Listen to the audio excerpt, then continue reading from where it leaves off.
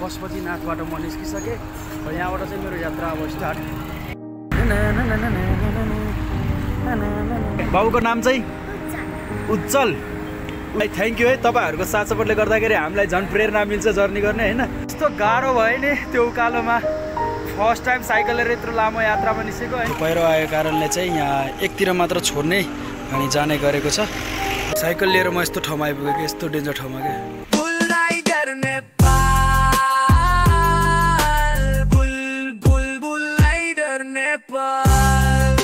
मेरो यात्रा चाहिँ सुरु भइसकेको छ, गुहेश्वरी मन्दिर क्रस भइसकेँ र अब पशुपतिनाथको दर्शन गरेर यहाँ ढोगेर म चाहिँ अब निस्किन लाग्यो। सो अब आज अलिक ढिलो भयो, फर्स्ट दिन भएर। Thank you.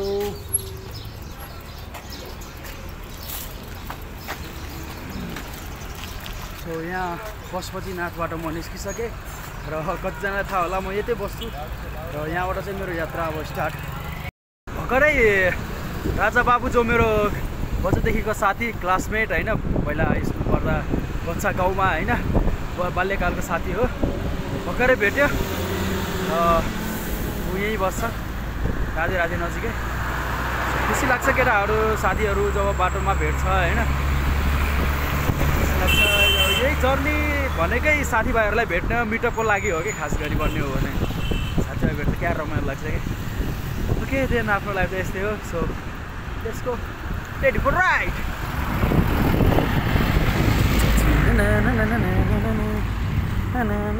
गाइस नाउ अहिले चाहिँ म भक्तपुरमा छु। दाइ यो ठाउँको नाम सूर्यविनायकमा र हजुरहरूलाई सबलाई थाहा छ म साइकल यात्रामा छु र यही यात्राको क्रममा चाहिँ हाम्रो एकजना दाइ भेट्नु भएको छ, हाम्रो अर्जुन श्रेष्ठ दाइ है। अर्जुन श्रेष्ठ दाइ भेट्नु भएको छ र म यति राम्रो मान्छे हुनुहुन्छ। मलाई चाहिँ होइन बाटोमा गइरहेको थिएँ म, दाइले मलाई बोलाएर पर्सनली होइन मलाई हेर्नु न यहाँ खाजा अफर गर्नुभयो, चिया अफर गर्नुभयो होइन। अनि उहाँको कस्तो क्युट छोरा पनि छ कि। बाबुको नाम चाहिँ उज्जवल श्रेष्ठ। बाबु क्या क्युट बाबु छ होइन। सो दाइ थ्याङ्क यू है, तपाईँहरूको साथ सपोर्टले गर्दाखेरि हामीलाई झन् प्रेरणा मिल्छ जर्नी गर्ने होइन। भोलिको दिन फेरि भेटौँ दाइ है, म जर्नी कम्प्लिट गरेर आएपछि भक्तपुरमा तपाईँलाई भेट्छु है त। सो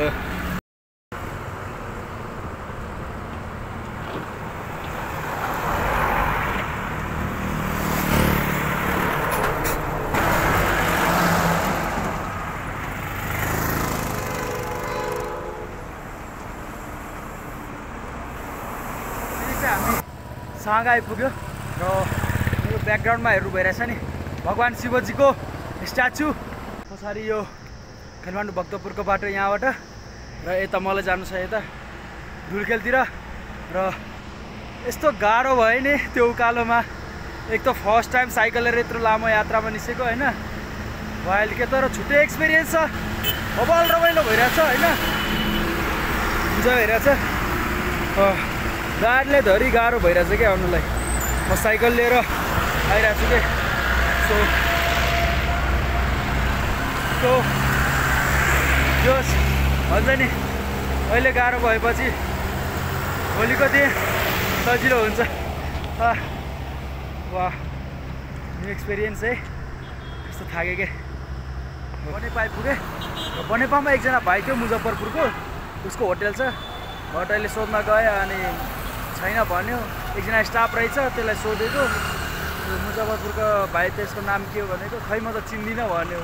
तपाईँ कहाँको भन्दाखेरि म सीतामढीको अरे। ल अनि त्यो भाइको नामै भनेर होइन, ठिकै छ भेटेन ऊ। अब डाइरेक्टली अब चाहिँ यहाँबाट अब धुलिखेलमा गएर एकछिन रेस्ट गर्छु, किनभने भइल थाकिसक्यो उकालो परेर होइन। एकछिन रेस्ट गर्छु धुलिखेलमा, अनि त्यसपछि फेरि अनि स्टार्ट। हेरौँ आज कहाँ पुगिन्छ। धुलिखेल आइपुगेँ र धुलिखेलबाट यहाँ दुईवटा बाटो छुटिन्छ होइन। जुन चाहिँ राइटबाट गयो भने चाहिँ तपाईँको यो सिन्धुलीको बाटो जान्छ र लेफ्टबाट सिधा गयो भने चाहिँ यो तातो पानी चाइनाको बोर्डर सिधा जान्छ होइन। सो म चाहिँ आएको चाहिँ यो बाटो जुन चाहिँ काठमाडौँबाट आउने यो हो र यसको सिधा गयो भने चाहिँ यो चाहिँ चाइनातिरको बाटो होइन। यो दोलाल घाट, सुकुटे बिच अनि तातो पानी अनि यो त रामेछाप दोलखा यता जान्छ होइन। तर यसकै ठ्याक्कै यहाँबाट यसको ठ्याक्कै यहाँबाट होइन लेफ्ट राइट आउँदाखेरि चाहिँ राइटतिर छिर्यो भने चाहिँ यो सिन्धुलीको बाटो जुन चाहिँ अहिले हामी पाथी भएर लागि सिन्धुलीको बाटो यही बाटो जान्छु र यो बाटो चाहिँ वाइल्ड वेले उकालो ओह्रालो छ। अहिलेदेखि नै पुरै हावा टाइट भइरहेछ। सुधै केही छैन, धुलीखेल त आइपुगेको जस्तो यहाँबाट जानु नै पर्छ होइन। सो टाइम वेस्ट नगरिकन हिँडिहालौँ र कतै खाना पनि खानुपर्छ। सो यहाँ चाहिँ मेन चोकमा भन्दा पनि काहीँ जङ्गल टाइपको हुन्छ नि त्यस टाइममा गएर खानुपर्छ होइन। ओके देन निस्क्यौँ यहाँबाट चाँडै खाना खानको लागि। यहाँ होटल रहेछ एउटा, त्यहाँ भेज खाना मिठो रहेछ। पनि वाइल्ड लागिरहेछ होइन। सो खाना अब धेरै ढिला नगरी 12 भइसक्यो।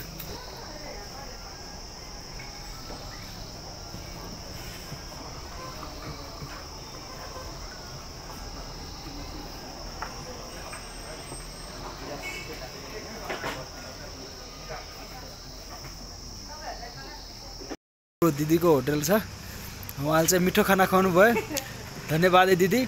अनि यहाँ चाहिँ सस्तो र मिठो पनि खाना होइन। म प्रायः यसो ट्राभल गर्दाखेरि चाहिँ भेज खाना मात्र खान्छु। भेज खाना चाहिँ दिदीकोमा बहुत मिठो लाग्यो मलाई चाहिँ। र यहाँ मेरो बुलेटको एउटा स्टिकर पनि यहाँ टालिदिन्छु। इफ यदि कोही आउँदै हुनुहुन्छ भने चाहिँ यहाँ दिदीले मिठो र मिलाएर खाना खुवाउनुहुन्छ। सो थ्याङ्क यू है दिदी। नेक्स्ट टाइम आउँदाखेरि तपाईँले भेटेर जान्छु। तपाईँहरू पनि यस्तो ठाउँ घुम्न चाहनुहुन्छ भने चाहिँ जम्मा काठमाडौँबाट 40 किलोमिटरको हाराहारीमा हो। यहाँ आएर गर्नु सक्नुहुन्छ। बवाल ठाउँ छ कि ठ्याक्कै के त्यो हुन्छ नि गहिरो होइन। त्यसपछि पहाड, पहाडपछि बादल, बादलपछि आकाश। हो वाउ, वाट द भ्यू के बब्बाल यार। रकुम डेमेज गरेर के 5-10 किलोमिटर अगाडि आएर वाइल्ड जाम रहेछ त। म पनि जाममा पुरा अगाडिको ब्रेक मात्र छ।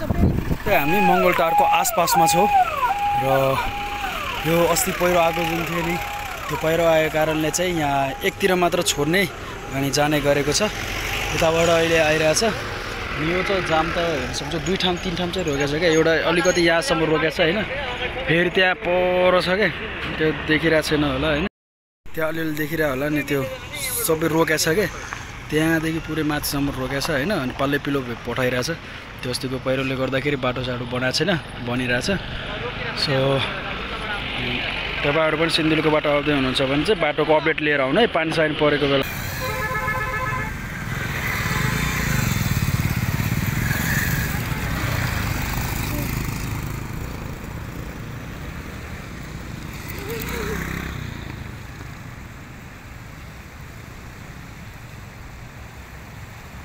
सिन्धुलीको यस्तो डेन्जर ठाउँमा छ होइन, जहाँ घरहरू हेर्न सक्नुहुन्छ। यो पुरै पहिरोमा गएको हो अस्तिकै पालि होइन। अनि साइकल लिएर म यस्तो ठाउँमा आइपुगेँ कि यस्तो डेन्जर ठाउँमा क्या।